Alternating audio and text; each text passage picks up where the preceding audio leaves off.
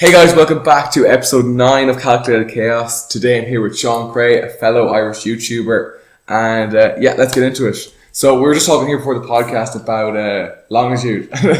I'm just finished with 3 days of Longitude. It's Monday morning. You said you went the last 2 years. You didn't go this year. Yeah, I went the last 2 years, so 17 and 18. Yeah, and like which of the two was your favourite? I think I don't know. Like last year, I think it was a better lineup, but Yeah. the year before was the first year. I think that was good as well. Do you know what I mean? I think it depends if you're more into hip hop or whatever. Yeah. Do you know what I mean? Yeah. This is our first year, so like it was almost like kind of like, oh, everyone's very new, you know, as in like, so we're like, oh, that's happening, oh wow, you know. Yeah. I kind of feel like I wasted last year though, because last year like I didn't really listen to hip hop at all. Yeah. R&B or whatever. So like I didn't really know who Travis Scott was. I listened to Goosebumps. Do you know Yeah. what I mean? I, like now if he played, I think that'd be unreal. Like, do you know what I mean? Yeah. Like with Sicko Mode and all Astro World and all that. Do you know what I mean? Yeah.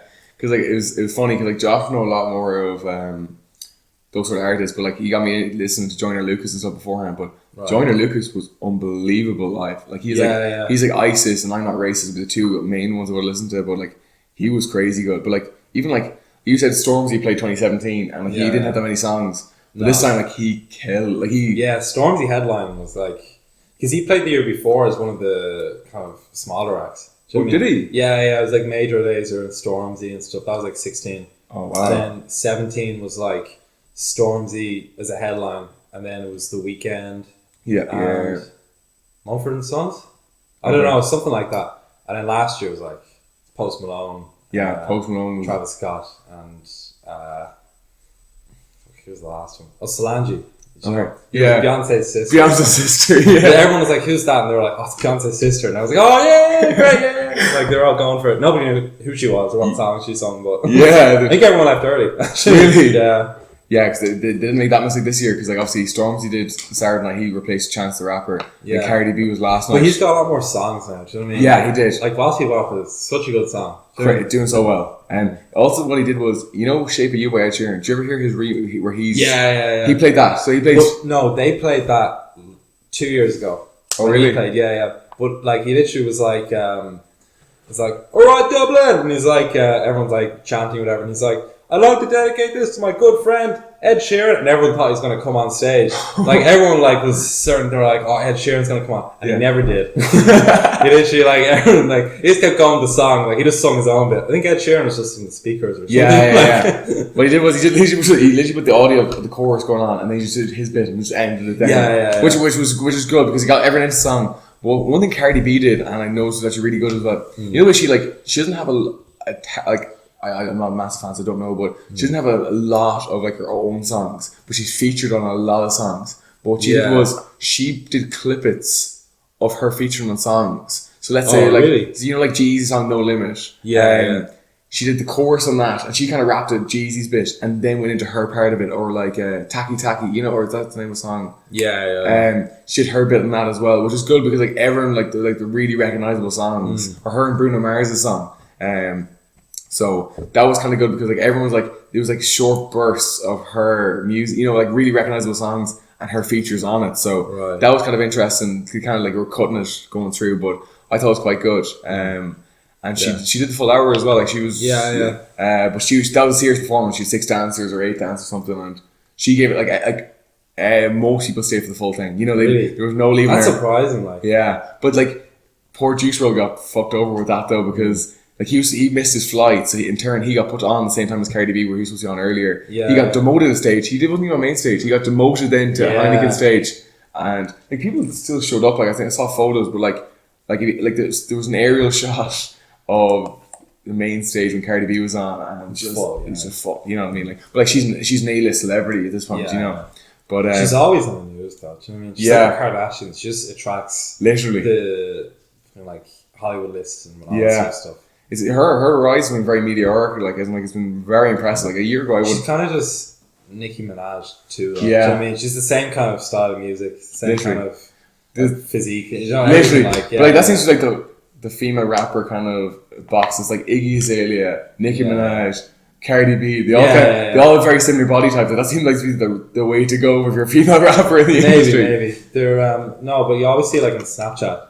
You ever see like the stories bit? It's like Cardi B's new boob job or whatever. It's like okay, like who cares? Like, her and Offset, like they split. Oh, they're back together. Yeah. But like she's completely in that. Like, do you know what I mean? Yeah. And then last night, as we were talking earlier, McGregor showed up. And he showed up during. For anyone who doesn't know, he showed up during the End of Futures feature on main stage, and he was in the center, like elevated. And you just see the whole crowd just turning away from the stage and looking up at him. Yeah. And then he realised he'd fucked up and that he was taking it away from Future. So he ended up like going down the back so people couldn't actually see him. And they all started chanting Conor McGregor at him. And poor Future was just getting no attention at all. But and then did you ever see him at the Super Bowl? Oh, where he chucked the football in this. Yeah, no, but not even that. That was one thing. But like he was up on like a balcony. Yeah. And all his fans were like blowing. They're like, "Oh, Connor, look!" Like, you know, look for the photo or whatever. And he like looks down at them and he gets his ball and he's like, literally, he's just like, "Yeah, proper 12, buy it now. 24.95." Yeah. He's just buy it now. He was like, "Fuck's sake." Perfect. Like, what an amazing marketer. As I mean, from that perspective, it's genius. Yeah. Like he has so much eyes on him. Like, why not? Like. Every one of them would put that on their story that they saw Conor McGregor. Yeah, of course. And then, like, you know, like it's genius. Yeah, no, but even the way he went through fights and stuff was really smart. Like, talking all that shit about, not so much Khabib, but like the guys before. Jose Aldo, like that, they did a world tour beforehand. You know? Another part of it, Diaz is on TV and it's like, all right, guys, they're like fighting. They're like, all right, guys, I need you to count to 10. Nate can only count to 5. Yeah. And they just Nate going, no, fuck up. They still beat the shit out of him after, but still, it's funny. Yeah, I know. But yeah, no, that was. But like I know he's had controversy outside the cage, and actually, when the rape allegations came out in Dublin, I mentioned my podcast a month before the New York Times covered it. Oh really? Yeah, because that's a little feature for you with Gary Moscarelli and Jack McKenna podcast. I called it a month. I heard about it a month beforehand, and then isn't the New York Times? The New York Times covered it. Yeah, Jesus. And then that died down very quickly. But he did an announcement. Because he probably paid him off. But like he did another announcement that day. I can't remember what it was, but the morning of the article came out, he made some big announcement. Something like did he tease a retirement or tease he's coming back fighting or something, right? And all the news articles were like, "Oh, Conor McGregor's coming back, this, that, and the other," and then that drowned out all the articles of the rape allegations. You know, like as in like then that got zero traction. You know, he's a very good team around him. Like as in like from a business and fighting perspective, only anything but idolize him. As in like I think he's like a great example, but. The stuff as of late he's been doing outside of the cage, you know, less. Yeah, I kind of feel like all those guys to have a peak and then they come back down. Yeah, like what goes up must come down. Do you know exactly. What I mean? Yeah, and like he's definitely, I think he's on the ladder. Do you know what I mean? Yeah, he's definitely on the downside. Like even at Khabib conference, I feel like he lost fans because of that. Yeah, do you know what I mean? Like just being like he's just really rowdy. He's kind of. It wasn't even like his insults were really good. They're just like really disrespectful. Yeah. Like or there was one he said like I think he tweeted he's like your wife's a towel or something like that, like you know what I mean, like that was just like what the fuck, man? Yeah, I mean? That's not even like a Khabib. That's just like all Muslims, which is like which is very disrespectful. Like millions of people. Do you know what I mean? Hundreds of millions. I think there's like a billion Muslims. Like it's like a massive. Yeah, it's like one of the biggest religions, and he's there like. Yeah, again, like he's just like he's just got attention on him. You know, like if you see, I remember I started following him in 2015, 2014. So this is like. Just before the Jose Aldo fight when he fought Chad Mendes, I kind of started watching him or whatever, and like, but he was so tactical in what he was doing, you know, and like back then it was like really pinpointed, like he wanted to break them down mentally before he got into the cage. Like Chad Mendes, it was late notice because Jose Aldo pulled out with a broken foot or a broken hand or something, but like you could see him wearing on Chad. Like before Chad got in there was doubts, you know, you know, because like then Chad like, oh, it's all talk, I can handle this, like, and then afterwards he's like. I can't believe how hard that guy hits. You know what I mean? Like, as in, like he said that, but like I think wasn't he a boxer though before he started? He's training in Crumlin. Yeah, he was a boxer, and then he went into like he has kind of like a more kind of taekwondo. I think he did a bit of kickboxing or something because he has like a very long, rangy sort of fighting style. But yeah, like same for Jose Aldo. Like he broke Jose beforehand. Like he was like if you watch any Jose's fights beforehand. he was always very calculated, very like methodical. But with McGregor, like he was so like 10 seconds, 13 seconds. Like you literally like you're watching him, and like he's never done this before. Jose never, but like, he literally lowered the right hand. Like you see him, like he was getting ready, like he wanted to hit him so hard. And then he leaps in, but he actually feints. He actually like feints and then goes to try and hit the left hook. But McGregor is so much quicker that he just like landed it before Jose landed it. And then it was like we all know what happens. I remember watching that live, and I was I watched that live at my friend's house, and like we go like it's just ended. You know, like a year and a half's worth of build up for 13 seconds. It's like when Muhammad Ali knocked your man out. First round or something. Literally, yeah. There's that famous photo when he's standing over him. Like over him, yeah. It's just McGregor wants to try and emulate this kind of like. I don't know if McGregor is like. I don't know if he's the best fighter in the world. Yeah, like in MMA, but he's definitely like the best promoter. Oh yeah, like 100%. Like he's changed. Like he has changed the game for like payments and stuff for fighters. Within the MMA community, like he is honestly taking this to the next level. As in like they went from Fox to ESPN. Like if ESPN 5 years ago wouldn't cover the UFC, wouldn't even acknowledge it existed. Like they've like since then, and like obviously got sold for 4.025 billion. Biggest sports transaction in history. But yes, the Fertittas, who were the previous owners, and Dana White, they actually built it up. But like within the last 5 years since McGregor kind of came in, like he has taken the next level. He's got a lot of eyeballs, and like to an extent, like he obviously has all the records then for the most pay-per-views and everything. But he really has changed the sport. But like anyone outside the MMA community wouldn't understand that. You know what I mean? Yeah, of course. You've seen the before and after and everything. But I would love seeing him get back in the cage. And just get him see him fight again, because like, there was rumors he's going to fight in July. This is like a good few months ago now. It's too late now to fight, but so Dana said that he's going to fight. Like, Dana's like yeah, he's going to get back in the cage, because so hopefully we'll see him back in at some point. But I wouldn't hold a breath. It probably could be the end of this year, to be honest. But sorry, I was wondering where I was going with that. I was literally trying to remember what you said, but you said about being the best fighter. What was I talking about? Yeah, a bad habit of rambling. You'll notice the conversation going to hop pretty quick. Don't worry about it.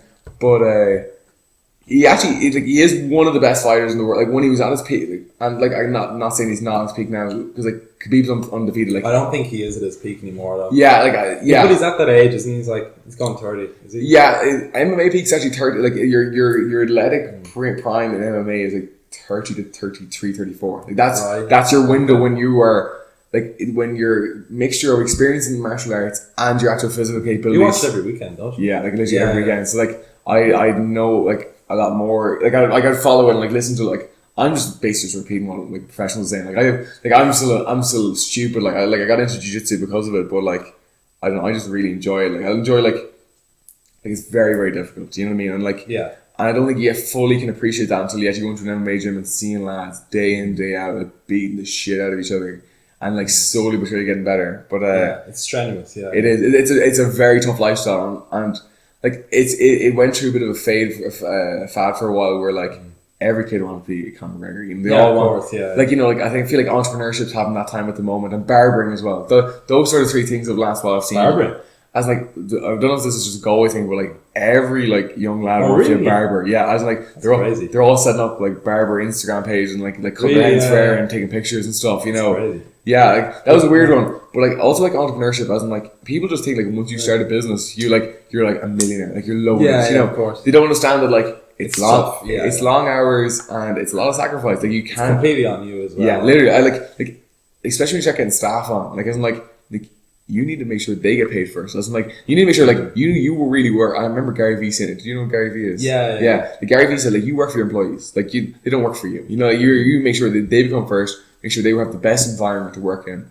And then in turn, the product will be better. Exactly, and that's what really instilled. Like, you see the guy that's on Instagram all the time. You see him. Ty Lopez. No, Gary Vee. He's like promotion. Is that the guy? Yeah, Gary Vee. Yeah, Gary Vee or Gary Vaynerchuk. He's Gary Vee on Instagram. Yeah, I followed him for the last 2 or 3 years. He's kind of like a motivational speaker as well. Yeah, but like he's like a phenomenal businessman. You know, like like he started from 20 to 30. He worked in his Falls Liquor store, built a 360 million. He's like one of those guys you see in those videos. It's like you want to give up the 9 to 5. You want to work. You don't want to work for the man. Do you know? He's one of those, and he's He's like, well, you do it yourself, you fucking idiot. Yeah, literally. You gotta put in hard work, wake up 6 a.m., work 16 hours a day. Literally, yeah. Do you ever watch his YouTube stuff? Do you ever watch his content? No. I've just seen him on Instagram, and I've heard people talk about him. They're like, oh, he's like a god. Do you know what I mean? It's Gary Vee. No, I to an extent I idolize him because I kind of followed him like 2.5 years ago, and then I kind of like this. Like I was watching he talks a little bit about marketing because he's just a big, massive digital marketing agency. He works for like Budweiser and Volvo or Toyota and stuff massive. And I was like, none of this is applicable to me. He's giving advice for people who want to be entrepreneurs, marketers, and then like a bit of motivation, which I was kind of like him. And then like I kind of fell out of his content because I was like, okay, I get it. This is not applicable to me.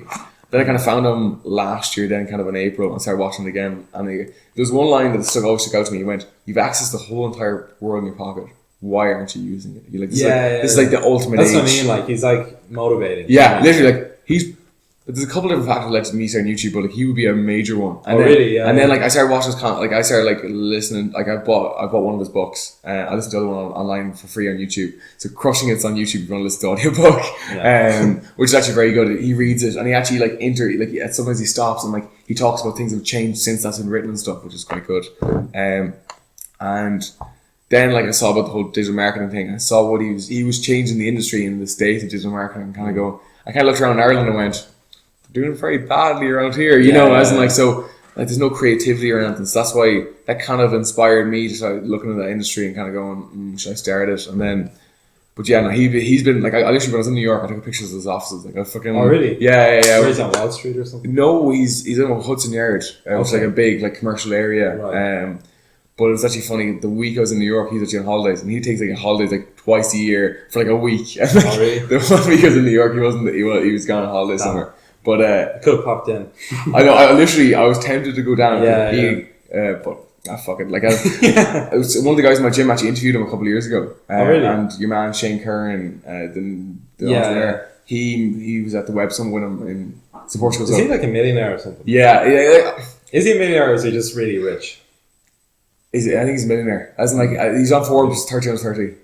Jesus. Yeah. So like for tech, but like. If for context, he's the BT Young Scientist winner in 2017, and he's the owner of Evervault, where basically he built a code when he was 17 that like it hides. It's encrypting. Encrypting code, yeah, and like literally cybersecurity is so relevant though now. So important right now. So many people depend on it. Do you know what I mean? Like everything is online. Do you know what I mean? Like even money is just online now. Like it's not even like a real thing anymore. I use card over cash. Yeah, exactly. Yeah. Once you get it, like you never. Like I never carry money anymore. Yeah, neither do I. Like very, very rarely. Yeah. But what he did, he's done that now. He's 19 now. He dropped out of college.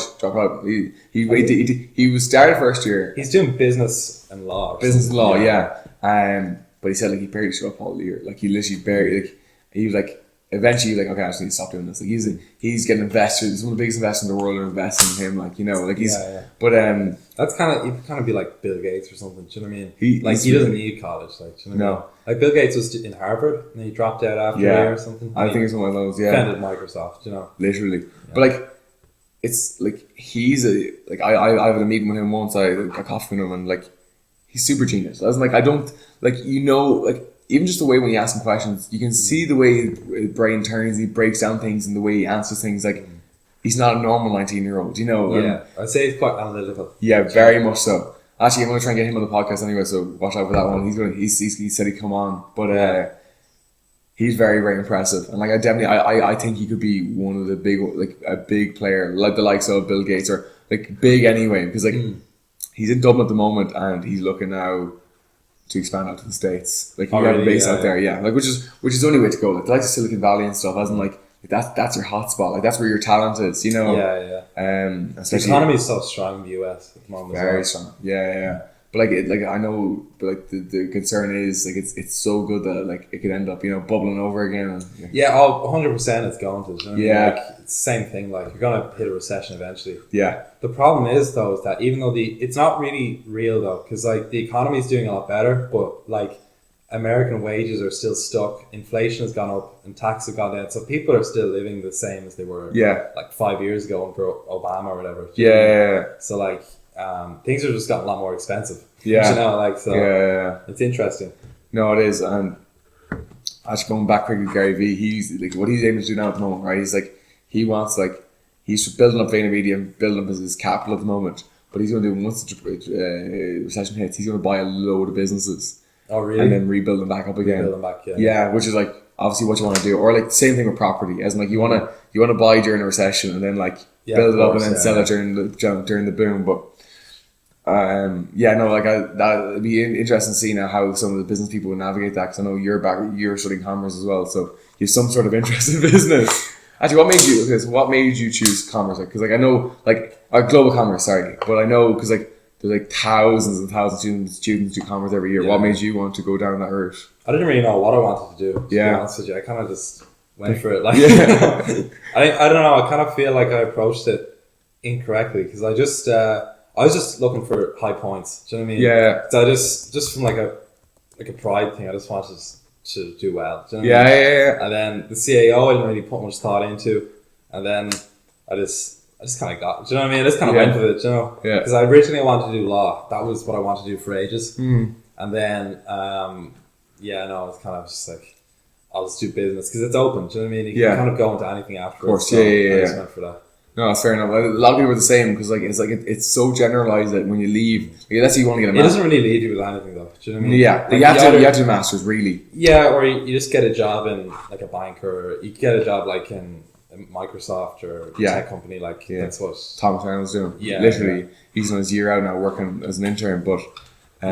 It's quite general, so that you can do anything, but at the same time it doesn't really leave you with much. Do you know what I mean, initially? Yeah. And have you, over the last year, have you kind of found what kind of area you'd like to like go more towards, or like? No idea, man. No idea. Literally, like, I don't know. Like, I'm just kind of going with it, to be honest with you. And where you're doing global, so where are you going to do your? You go to France, so you go to France for 2 years. So 2 years. Yeah. And you only was just 1 year. Oh wow. Yeah. And you working or studying? You both. You do an internship and then you study as well in the college. Okay. Not during the same time, but like the same year, like you go over. Oh, yeah. Yeah. All right. So it's not too bad. Like, it's grand. Like, I mean, yeah. 2 years in France, not too bad. Yeah. Yeah, no, definitely. Like, as in like business. Yeah. Like, you're right. I heard that from some people who've actually got a commerce degree. They're like, yeah, I've got a degree, but I can't. I'm not specialised in anything. Because like, I was literally going to do the exact same course as you. Where are you studying actually? I'm in DCU. Okay. Yeah. So I literally want to do the exact same as you did, and then yeah.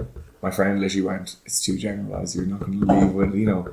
Yeah, like, it depends. So it depends what you want to do. Like, yeah. I think every undergrad is a bit generalised. Like, it's true, for the most part. Like, if you do pharmacy or you do medicine, you're going to go into that. But if you do, like, engineering, you're not really, again, you're kind of still, like, general, just engineering. You're not really in anything specific. And business is the same.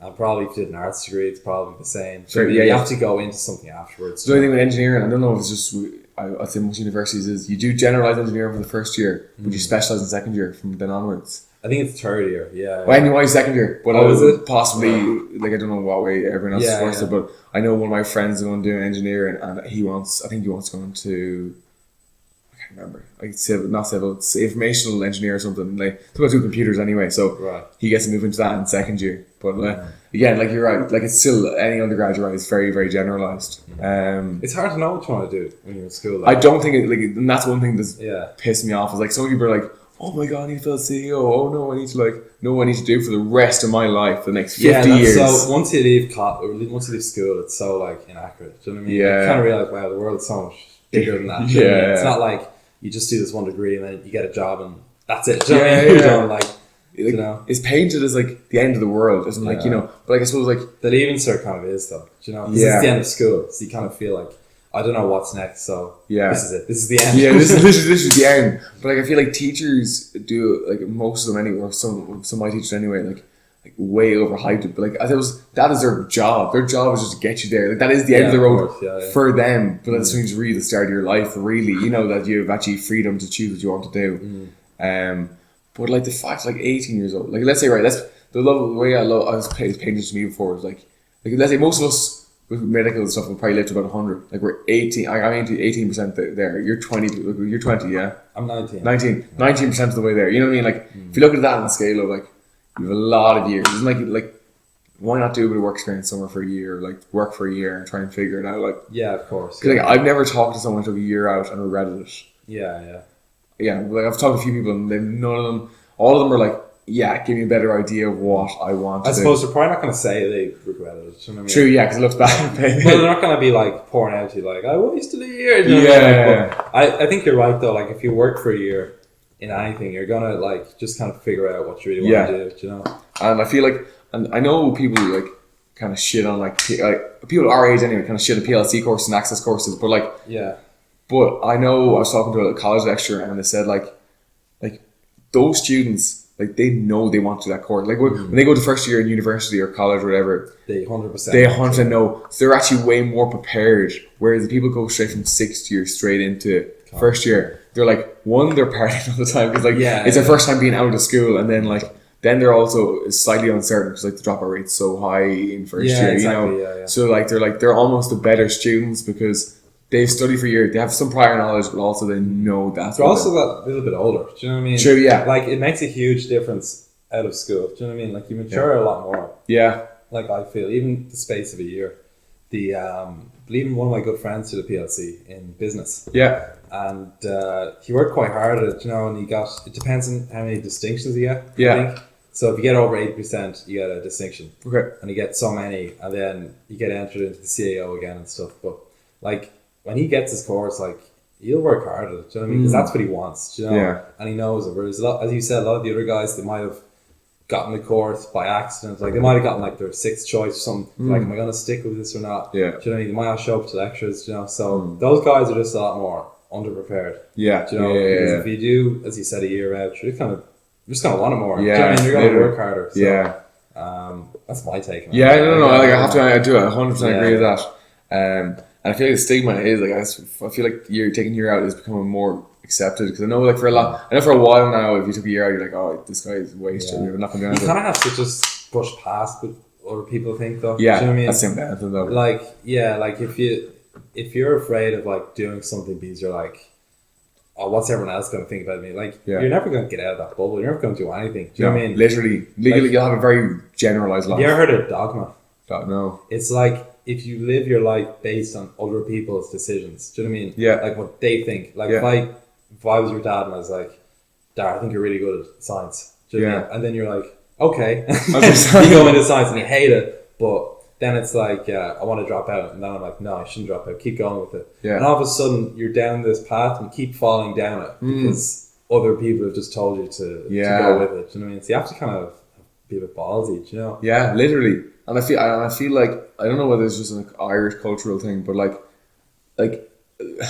people can be quite judgmental, and if you do anything kind of outside of the box, you can get stigmatized. Yeah, and of course. Like, oh, who does he think he is doing that? Yeah. Like, that's just Irish culture is very like quiet and polite. Yeah. You know, it's the same thing with like Sweden. Like you know, it's kind of similar. It's like everyone's very polite and friendly. You know, like. And then they all talk shit about each other. Yeah. They never say it to them. Yeah. But they talk about it behind each other's back. And especially like in Galway, even in Dublin, it's the same. Yeah. Oh, yeah. Because it's such a small country. Yeah, literally. So it's very like you're never too far. Like you have to be very careful.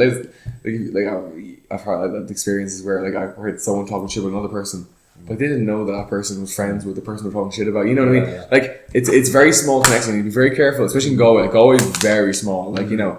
And especially, let's say, even for business is a great example. Like if you get a bad reputation word of mouth wise, you are finished. Yeah. And like word of mouth is so strong. And I've seen people's businesses take off because they had a good reputation, had good. Let's say a guy had a gym. He started with just a small room or whatever, and now he's got like classes 5 days a week. Really? And like, no way. Just because, and like, yes, he has some guy doing a bit of digital marketing for free, but like even he said like word of mouth. Brought in so much more business. You know what I mean?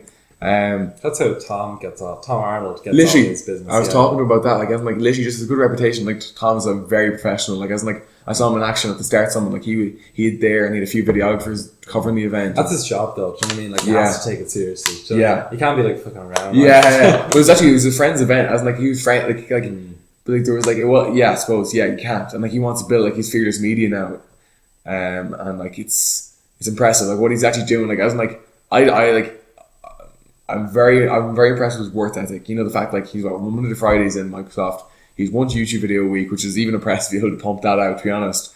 And then he's got all the videography and stuff on the side then as well. Like it's, I don't know, from even getting to know him over the last few months or whatever, like I've taken a lot of inspiration from his actual work ethic, you know, as like, sure, yeah, no, it's impressive. And like obviously got a good business head, so I actually enjoy, like one time he was like literally, I texted him, he's down in Galway, and we literally spent just hours on business and all that crack, because he's very, very knowledgeable. But yeah, no, him and Dara Tower would be very business orientated and very analytical. Science, like they literally, like you hear them talk, like they're talking like about stats and figures and everything. Like they're like little scientists. Like they break down every video. Yeah, they really care about it for sure. Very much so. And like, and I remember talking to Keane Gannon about this. Keane Gannon was like, Thomas knows how many views the video's gonna get when he puts it out. Like he literally went. The example he gave me was before Rob looked at the video. Thomas very like relaxed. He went to Keane. He went, it's gonna be about 60,000 views. It's on 64,000 views right now. Oh really? Like Wow.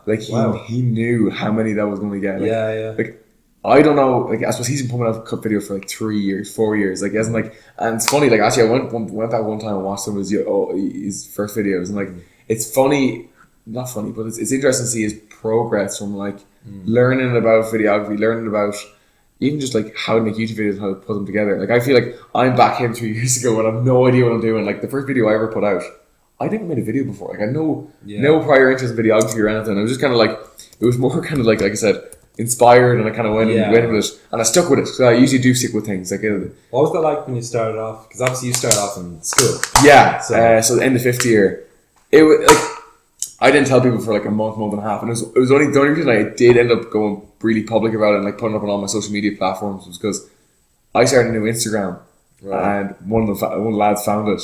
Then he commented my video. Is that the Instagram you have now? Yeah. So I got rid of my. I had the two running for a while. I got like a private one, a public one, and eventually I was like, oh, this is so much effort. So I just ditched the private one. And so like, and then like you get a bit of like, oh, that was shit video. I was like, alright, which is fair, isn't it? Because like I don't think my content's overly good, but like but I do think that I'm slowly but surely improving. You know, like I'm genuinely like making an effort, trying to consume content, see what other creators are doing, and trying to up the quality of my videos and like what I'm at. You know, actually we'll do a video eventually. I think you did this video actually where you react to your older videos. Oh right, yeah. Because I think that's gonna be very funny. Because like I remember one of the lads clicked on it my first video there before. And I could so physically uncomfortable I couldn't even watch it. So really? Yeah, so I think that needs to be on camera because like I can't watch even my old videos either. No, like the first couple I did like in January, the original even, so never watch it. Yeah, no, that's what 14,000 views. The first one, yeah, I think it's on 16. 16. Oh yeah, I remember. I know one of those 16, one's on 14. You have two that kind of popped off. But and then talking about that, like. What made you want to even get into this? Like it's I don't know, I just kind of started. I don't know, like I know it's not the answer you want to hear. Yeah. I don't know, like why I wanted to start. I think I didn't have much I was in college and the hours weren't very long. I've been thinking about doing it for a really long time, you know, because I came back to it a couple times in my life, you know. I think Tom said that he did the same thing because obviously like I was really interested in what he was doing. Yeah. I don't know, I just found like him very relatable or something. I think we kind of had like, even though I don't think we're similar like personality wise, I think we've had very similar life experiences, doing similar beats. Yeah. And when I met him, I kind of realized that as well. But yeah. Anyway, so I was thinking about doing it for a while, and then I was like, I'm just gonna go for it. Do you know what I mean? In college, I don't really care. Do you know what I mean? I'll just go for it and just kind of went with it. And like, I love doing it. Do you know what I mean? Yeah. Like, I enjoy the process of doing it. So yeah. Do you enjoy editing your videos and like putting it together? Yeah, I think so. Yeah. Yeah. Like yeah. You know, that wouldn't be my favorite part. I suppose I find long. Yeah, it's a long process, and like I don't know, like I'm kind of like. What do you edit on actually? I use Wondershare for Mora. I don't know. It's actually like a pretty. It's a pretty. Like, is it free? No, but I got the free. Like as like I there's a hack to get the free full version. Yeah, please don't sue me.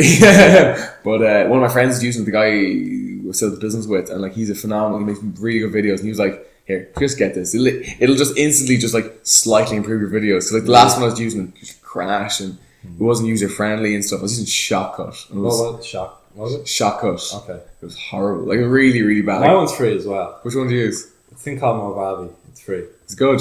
It's fine. It's just like Windows Movie Maker or iMovie. You see, you can't get Windows Movie Maker anymore. Yeah. They discontinued it. Yeah. So I wonder why. Yeah. So now I'm on Movavi or whatever. I said this to Tom as well. Just going back to him. And he laughed at me. I was like, he's like, what do you use? I was like, oh, Movavi. And he's like, is it free? I was like, yeah. He's like, he just started laughing. You know? Yeah, but he puts a lot of, he puts so much time into the prep and like quality.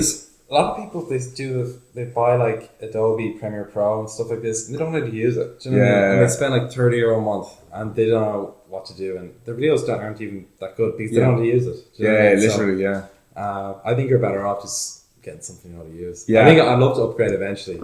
I'd love to get better thumbnails or whatever. I think that's important. Like I don't want to use Photoshop either. Do you know? I don't have no space on my computer to have Photoshop. Right. So once I get a better computer, I'm gonna get Photoshop and like thumbnails are important obviously because like that's like the visual thing that's gonna obviously of course. But definitely that's a big thing. Like it's so important. So definitely I'm the same as you. I need to train up my thumbnails, put a little more time into it. And then with regards, let's say, right, so you kind of enjoy the editing process, but like what sort of thought do you put into your titles and descriptions? Now I know for anyone that's not into YouTube, it's gonna sound like this is gonna be a little bit boring. I'll touch off it afterwards. But what sort of thought do you put into it? What do you mean, like do you much prep, or do you do any research before you put a title on a video or like description? Not really. Like no, I just put it up. Really, you don't put any thought into it? I suppose, like I've watched a couple of videos on how to. Like I've only been doing it since January. Do you know what I mean? So and I took a 3-month hiatus in the middle for beers. Like, do you know what I mean? Like I just went out for 3 months. Like I'm just being honest. I've only gotten back into it over summer, but I put a bit of thought into it. I suppose like you have to have a decent enough thumbnail. Do you know what I mean? But like I don't use Photoshop, so I just kind of put in thumbnails I can definitely do. Yeah. Do you know what I mean? Like it wouldn't look terrible. Yeah. I suppose like there's some videos that you do that you like.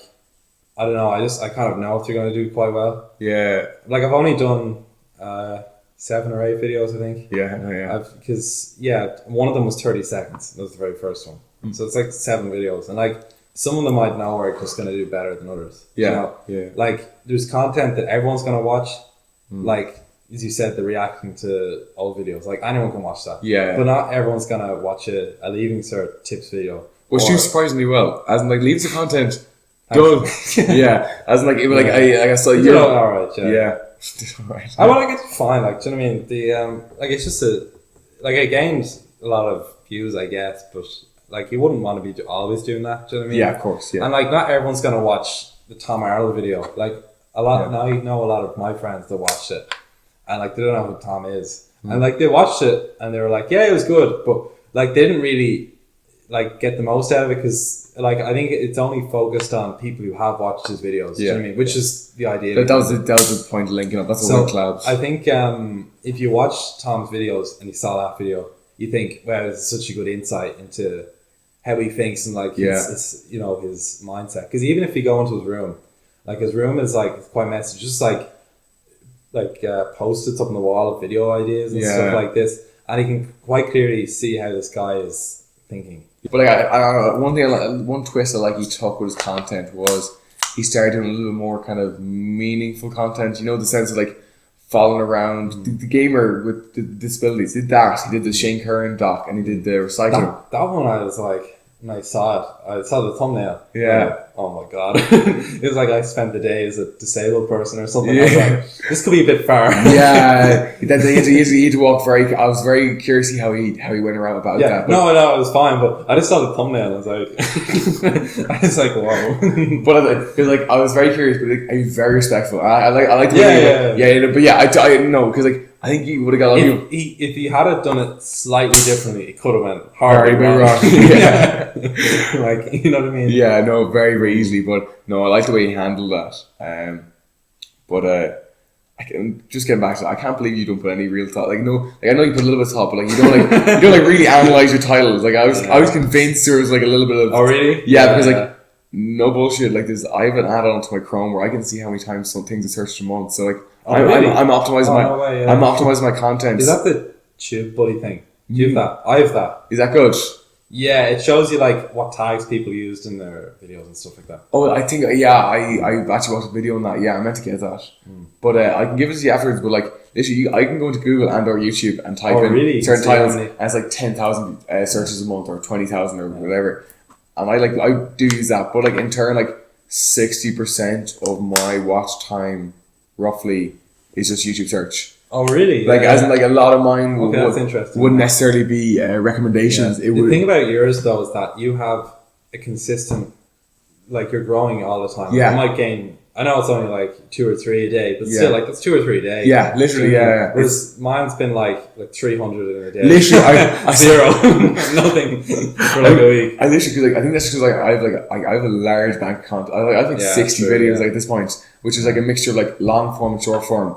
And like as in like that's why I find this so weird. Like when you're like asking me like, what do you do? Like I've only been doing it like 6 months or something. Yeah. No, but like I remember like looking at you like because I'm a big numbers guy, so like I kind of keep track of like a lot of what subscribers counts like people around the country. Like that's kind of. But like I saw you maybe 200 subscribers there. I think I stumbled. I think I watched a Leaving Cert video or something. I think that came up for me and I was like, okay, that's cool. That was a good video. I was curious. Keep an eye on this guy, right? And then keep an eye on him. And you know, I do. As in, like, I'm very like, I don't know. I do. I'm very like looking around at everyone else, which I don't know is a good thing. Then like I saw you're on 500. I was like, fuck, that was really quick. I was like, oh no. I was like, he's gonna catch up. Yeah, because like I'm very competitive, and like that's my like. I was like, I'm more than happy to have you on the podcast because like I was.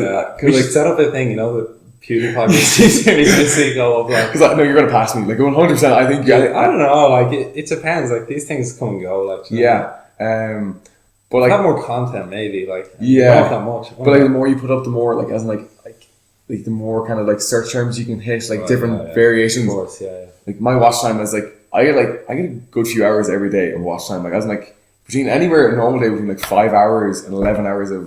You're right. 5 to 11 hours of watch time every day.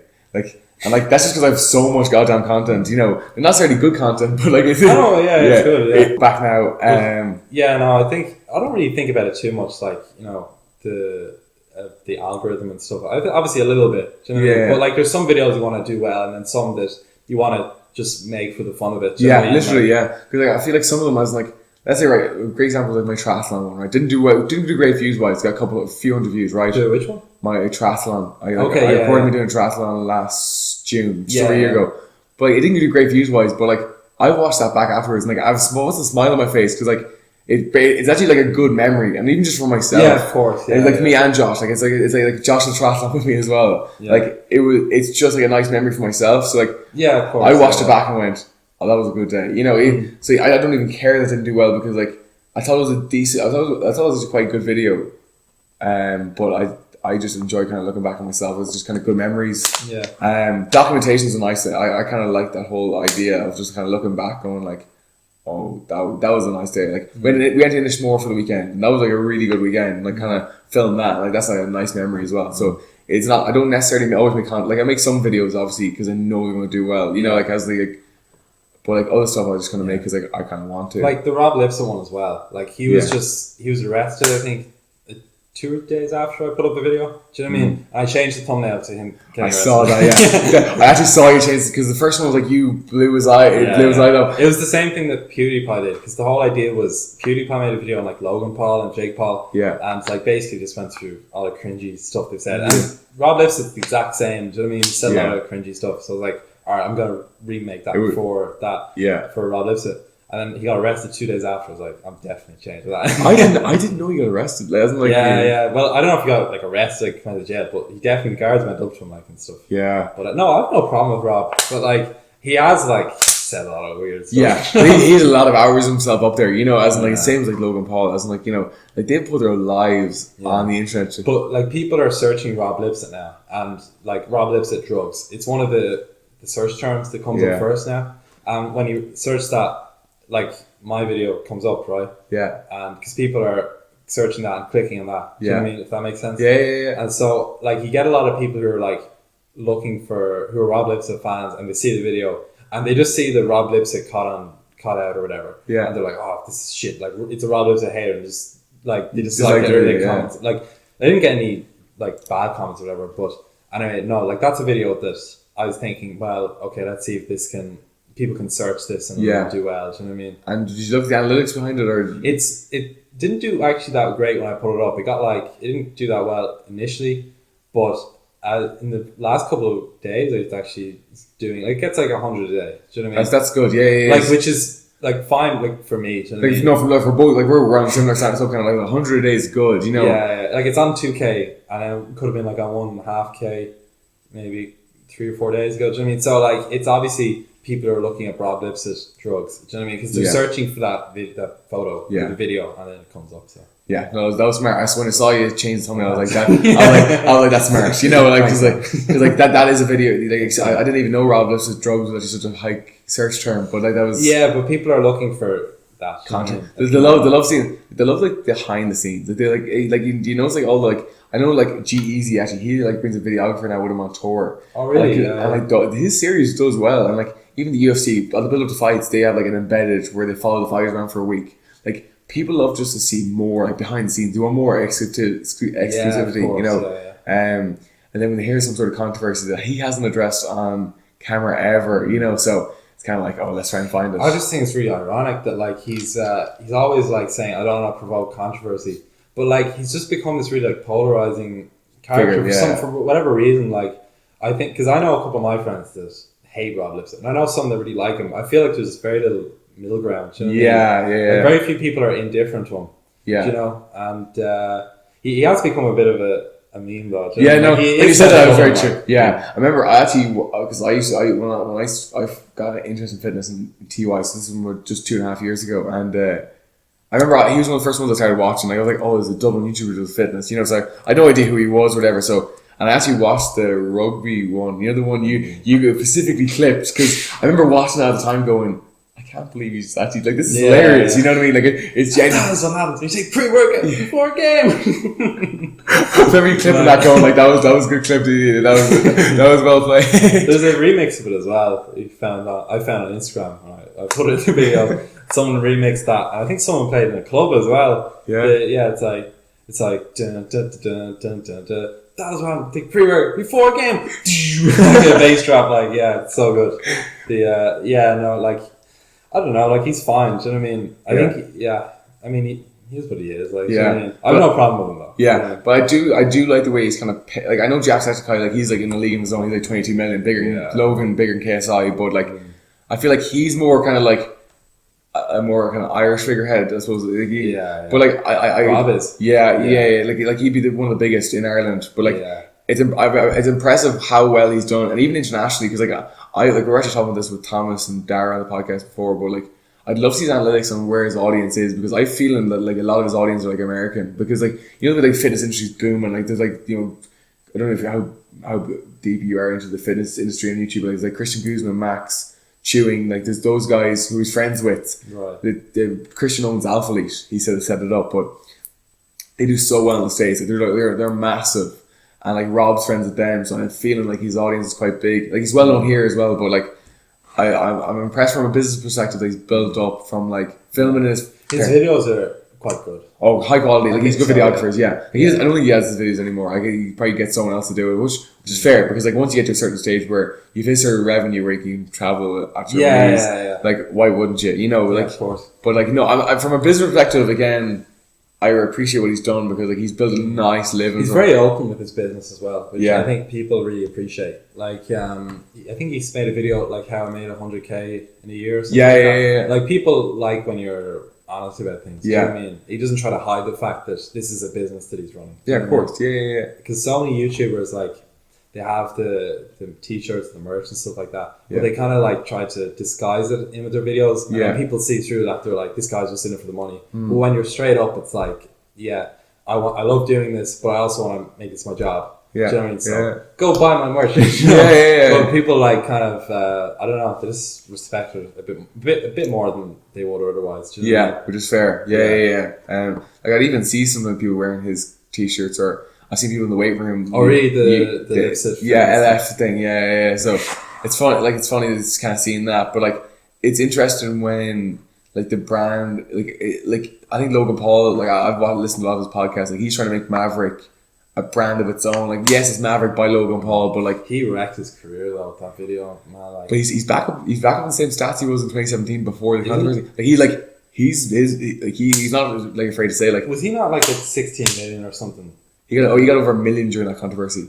Did he? He was 4 times bigger than PewDiePie during that time. PewDiePie did a video where he said like, he looked at his growth and Logan's growth. I saw that. Yeah, and it was 4 times bigger. Like, yeah. like yes, it took him a very long time, but in all fairness, he's doing really well. Like even he said, like I'm doing really well at the moment. Like everything's popping. But I think the podcast was a great thing because like everyone had misconceptions and it's all like this. Like he even said, like he acts like a douchebag on camera. Like that's his shtick, right? Yeah. But I think the podcast is very good to kind of opens him up. Like well, like he's trying to transition his career. I think he's trying to transition out of vlogging. Do you know? Yeah. That's how we got into that whole thing. The whole rut with the forest and all that. Do you know what I mean? So I think he's trying to like change his persona. Like Logan, like from the looks of it, I think he'll do anything to shake that off. Do you know what I mean? Yeah. Like, he'll literally go anywhere, do anything, become anything. If it means that he'll be able to grow. Do you know what I mean? Literally, yeah. I think even the boxing thing was just a distraction like from the forest a couple of months ago. Do you know what I mean? What did you think of that actually? The boxing. Did you watch it? No, I didn't. I hadn't followed him at that point, so like people like came up to me like, "Oh, watching this." Like I literally don't. I didn't even know. I didn't know who either of them were except. Oh really? Like I did. I literally went to UFC fight in 2016, and KSI was there. Didn't know KSI was. Oh really? But like, I'd heard of KSI. Like I'd watched maybe one video, you know, over the years. Whatever. Yeah. And Logan, like I'd heard from the first time I heard about him. Yeah. Back in the Japan thing or whatever. So I didn't watch the fight. I watched it afterwards when it was free. Like, one of my friends paid for it, and I paid $8 or whatever it was to watch the fight. And But like literally had millions of illegal streams. Like Logan still makes jokes about it today. Like I fucking hate you guys who watch that for free on Twitch. Really? Yeah. Someone streamed it on Twitch. But it's I respect like as in like. It was the biggest event in YouTube history, like that. Yeah, but like, and got 800K or something. I think, something like that. Yeah, was it 880? I feel like I have that wrong. I'm actually no. It's a lot of money. Okay. Yeah. But he had over 1 million people had to pay for it. Really? Yeah, because I remember it was a bigger pay-per-view than anything UFC's ever done. Right. Yeah, so like I think UFC's highest pay-per-view is like 1.6 million. Okay. I know more people watch it than that, but Jesus. But you know, did you hear what the event is running at the end of this month? No. It's called the Challenger Games. Right? Oh, I did see that. Yeah. Yeah, so it's like an athletics thing. Yeah, so literally he's getting a load of the big creators and celebrities, and like they're going. He started this whole shtick with like I'm the fastest YouTuber. Yeah. And like I'll give anyone 100K if they beat me in a race, and then he like fleshed it out, and like he's some pretty big sponsors and stuff. Yeah, he's kind of doing the whole Mr. Beast thing with that. It's like, I'll give you 100K for the fastest. So Jake Paul was literally... Do you ever see someone Jake Paul video? Like, he's directly trying to rip off Mr. Beast. Or Morgs as well. Yeah. Did you see Morgs? Morgs' mom has, or whatever, she's a channel and has 1 million subscribers. Like his mom. Yeah. It's that's so funny. But like his content is just like, I've only watched like 1 or 2, but it's so obviously like directed at like small kids. Yeah, below the age of 10. Yeah. Do you know the same people who watch TikTok. Because they're so like obviously fake and not like even like, he doesn't make any effort to make them seem real. Like they're so clearly fake. Like as if this guy's like, well, I remember one of them was like, he broke up with his girlfriend or something. This is the one I watched. He's like, he's with his girlfriend and they can't see each other for a day. And like apparently in the video, he's just in the background like with like he's just watching her. Yeah. Like as if that's like the thing. And the video like there's 15 ads and there's millions of views. Do you know what I mean? Like you're talking about the money he's getting from that. Do you know what I mean? That's crazy. Like it's just him as well. Like it's not being split with probably unless he's a camera crew. I don't know. Possibly. Just a lot of the bigger ones would have at least like But his videos are so like, "Okay guys, so today," like he could not open his mouth any wider. So like literally like no. I've never watched the videos. I've heard of them, but I've never actually watched any of the videos. I watched like 1 or 2, and they're ridiculous. Like, but like, sure. Do you know who the highest earning YouTuber was last year? Who? It was a kid that unboxes toys. The Ryan's toys. Yeah. It's the highest earning YouTuber. Obviously, this is just from AdSense revenue, and like obviously he's gonna be on Google Preferred because Logan's kicked off Google Preferred. And, like, really? It's kind of like an ongoing joke in the podcast where they're like, Come on, YouTube, please put me Well, back what's on. that Google prefer? So like you're in the top 1%, top like fraction of the creators, and you get higher earnings from your AdSense. And I think you get more exclusive. You get some bigger brands, but also like anyway, your AdSense increases dramatically. And after the whole 2018 Japan thing, they kicked him off. So he's constantly trying to slowly but surely get back on there. That's what I'm saying. Like he'll do anything to get back to where he was. Like, yeah, you know what I mean? views wise, he's back where he is, but like he's not earning as much. If he didn't have that whole thing though, like he'd probably be one of the top YouTubers. Oh, massive! Like, Yeah. That he was in such a roll with those videos. Do you know what I mean? Like he was the fastest growing YouTuber at one point. Yeah, I think so. Yeah, he was killing it. Like he was getting millions of views. You know. And he's funny, like, you know, like genuinely he's funny. Yeah, he's actually a smart guy. As in, like, I know, yes, he fucked up. Like that was a big, like, I'm not promoting what he did in Japan, but like, if you actually listen to him, like, as in, like, he got like really good grades in his high school and like a really good grades. And he's doing engineering. Like, he's like a genuinely smart dude. And obviously very physically, he works hard. Like, he's very physically, he's very active or whatever. He's a huge guy, big dude. But like I like his work ethic is very impressive. But it's very funny actually watching him on the podcast. He's very like he's a bit of ADHD or ADD or something. Cause like literally he's always in the podcast and like turn the chair around and like at the end of the conversation where he's not interested, you just see him like kind of just like he just starts floating like he's just like But yeah, no, what he might not even be that smart. He might just have worked hard in school. Do you know what I mean? Possibly, yeah.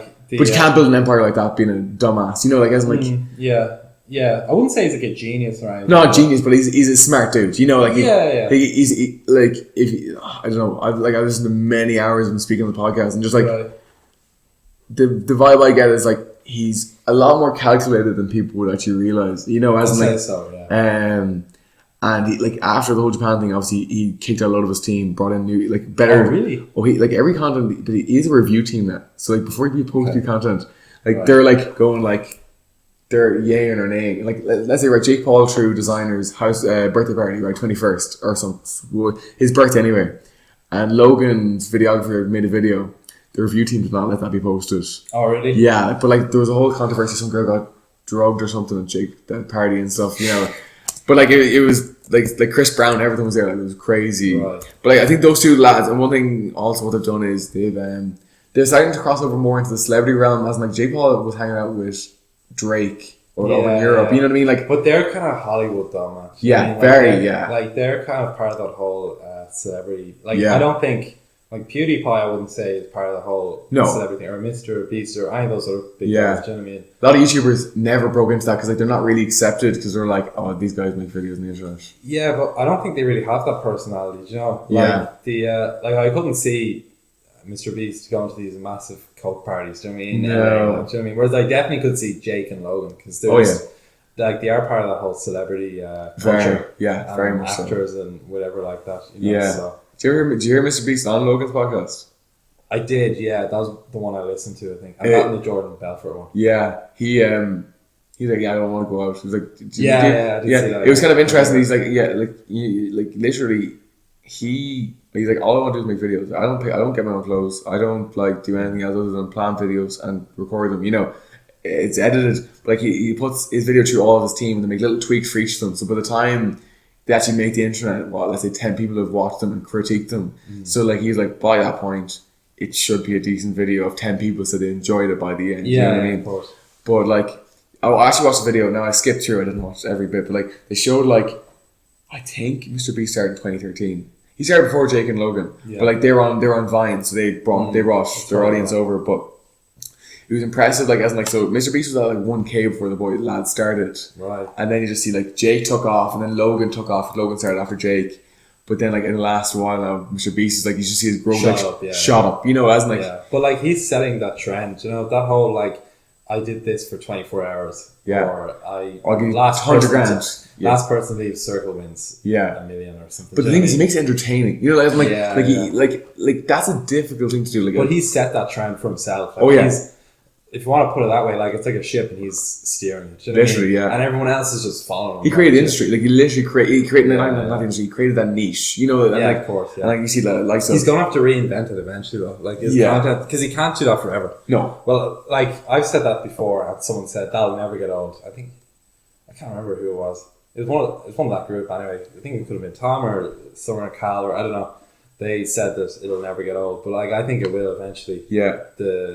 He'll just have to evolve, like they all did. You know what I mean? It's their channel, it doesn't die. Yeah, of course. Yeah, because like eventually, like there's only so many ways you only so many reactions of ways you can give them like 10 grand. Like, Like there's only so many ways they're going to react to that. You know what I mean? But I do like the way he shoots his videos and the way he doesn't let it get like literally one of them was like the last one that takes their hand off the house wins the house. Yeah. You know what I mean? It's so simple, but and he did little games during the way to try and make it more entertaining, and obviously that one other thing, and this is one thing in content that people don't really think about is like the different personalities. Like Chandler is like this dumbass that always loses the challenges, and he just says dumb shit. And then there's like the big dude, and then there's like his friend who's kind of stupid, you know, and like there's like multiple different personalities within it.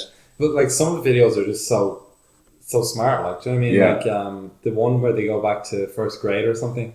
Yeah. The thumbnail to that is great. Yeah. You know, and then you watch it and it's such a simple challenge. And even the house one is very simple. Yeah. I spent I was underwater for 24 hours. Yeah. This thumbnail was brilliant. It's him holding the weight underwater. Or kind of like 100,000 magnets or something, stop a bullet midair. Yeah. Like that's something like a male teenager's gonna want to see. So that's what they're gonna click on. It's like, oh, will it? Do you know what I mean? And then they click into it. All of a sudden they're watching the video. Yeah. And it's because so many times you'll click in a thumbnail like, oh, that's interesting.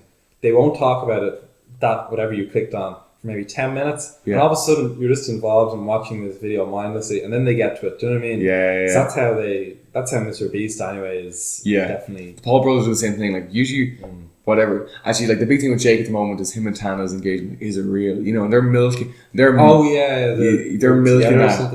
They're engaged. He proposed to her at her 21st in Vegas on stage in front of loads of people. He's good at getting controversy, like good controversy. Not like Logan. Like he's getting. That's exactly stuff that TMZ would eat right up. Do you know what I mean? Love it. So he's very smart with that. Yeah, no, Jake's more of a business head. A little bit more business head. I was like he built. A little bit more of a prick. I don't think he's very likable at all. Like, you know what I mean? I've heard a lot of people said that. Yeah, I do agree to a certain extent. Did you watch the Shane Dawson thing? Yeah, I did. Yeah, what do you think of it? That was my first ever watching Shane Dawson's video. Yeah, I was the same. Yeah. But the thing is, I didn't know Jake at all at the time, so like I was kind of watching from like I have no idea about both these guys. Yeah. I enjoyed it. I felt like some bits maybe a little bit dragged out, and maybe like a little bit overhyped. You know, the first like at least 5 episodes. It could have been like 3 episodes. Do you know what I mean? Yeah. But like, I thought it was incredible. I really enjoyed it. Yeah. I watched every minute of all of them. And it makes the thing about it is though, Jake kind of won in that situation because he came out so likable. Yeah, he came out so damn likable, and Logan came out as the prick. He was painted as the asshole in that. Yeah, because he was like, Jake was going on about how like Logan slept with like his girlfriend and all this, and like he just came out so bad. The Jake came out much better, but I think I don't know, like he just like even just see that thing with Joe Weller. Yeah, where he boxed him. Yeah, and then like he's just I don't know, like he knocks him down and then like steps over him and all this, starts dancing around like he's just so damn unlikable. But like absolutely. But the only thing he has is his business, because like he built Team 10. Yeah, I know Team 10 has so many controversies, but Gary V. That's all good though. Do you know what I mean? If you're in the media, it's all good. Yeah, literally. Even you said it, like Logan grew 1 million or something. Over 1 million subscribers during that time. He filmed the dead body. Like, you know what I mean? Everyone on TV is like, this guy is an asshole. Yeah. He deserves nothing. And then he grows like 1 million. So, I mean, so clearly it's not going to hurt him. It's only going to hurt when it's James Charles who like didn't promote some product and he lost that was so $2.5 million. But then gained $2.5 million back. You know what I mean? Like, but he's still not up to the level he was though. Yeah, it hurt him, but like, apparently he's a bit of a prick. Apparently, as he seems. The only video I watched, I skipped through, was his apology video. I want to see his actual like sincerity. Maybe you know the way this is completely off, but you know the way you were saying, like, do you follow analytics and stuff? Yeah. Maybe I don't follow directly, but like I think I do follow like what's going on and the platform and stuff like that. Like that's just because I'm interested in it. Do you know what I mean? So maybe it's just like maybe I'm not looking at search terms like naturally or whatever. Like I'm not doing what you do, like googling how many times that been googled. But maybe indirectly, maybe I am kind of in a way, just if I'm looking at like other Irish guys and stuff, or even these bigger celebrities, you know, how they're doing. Maybe it is just kind of, I don't know. No, absolutely. Because like I mean? consuming content, I'm like maybe I just watch it that I don't know. I just see it and I'm like, oh, maybe that'll do okay. Like I don't know. No, absolutely. Like literally, I consume. I would have watched YouTube beforehand anyway, but like, after I got into YouTube, I started watching more YouTubers rather than like. I used to just watch MMA content really on YouTube as well. Or watch like shark videos or something. Some random shit. But those Discovery Shark videos are bang. Like I always watch them, and I'm like, this is so good. On the edge of my seat, this shark rips into this cage or whatever. I mean, no, that was such a dumb point, but you know what I mean. No, absolutely. Like obviously, like I'm like still so insignificant. Do you know what I mean? Like we're only on 800.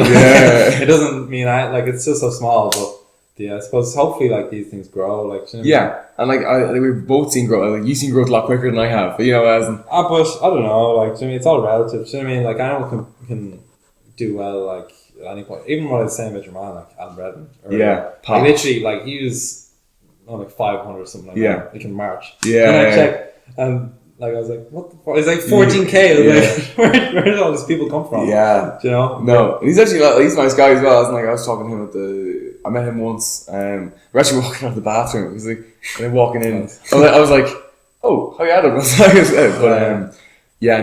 that's a perfect example of someone can pop off, you know. And it takes you can take a couple of viral videos or one viral video that can change it, you know. I know one guy he did I think he did one like, you know, acting rich on Tinder or something, you know. Tinder videos do quite well. I've looked at a couple and they all seem to do a lot better than the other ones. So maybe possible content. But if I do it in a week, you'll know. Shout out to Dar Jordan. But he's a perfect example. We're just at the hour and 10 mark now, so I think we might just wrap this up. Okay, thank you very much for coming on. Anything you want to plug your Instagram, plug your YouTube and stuff. I'll link it all down below as well. But perfect. So I haven't been doing that much Instagram, to be honest. I've only got like 3 posts or something. Like I don't even do it that much. Like and go subscribe. You can find my channel down below. And go do it. Right.